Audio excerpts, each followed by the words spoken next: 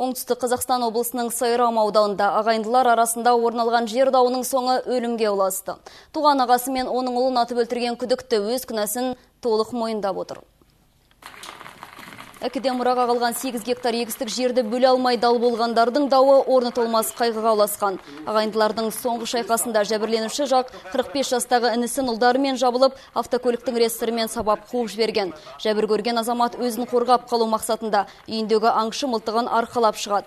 Өзіне тиесілі жерді жыртуға трактор жалдап жұмыс жүргізу кезінде әлгі туыс ағасының баласы келіп, трактордың жұмысын тоқтатпақ болып кедергі жасаған. Осы кезде ашуға мінген ол оқ атады. Ұлына көмекке келген әкесін, яғни туған ағасын да аямайды.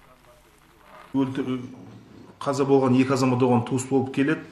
Сол туыстардың арасында жер дауы болған. Жер дауының арқасында олардың арасы жанжалға ұласып, төбелеске ұласқан. Сол төбелес барысында жаңағы күдікті азамат мылтықпен өзінің туыс інісін атып өлтірген.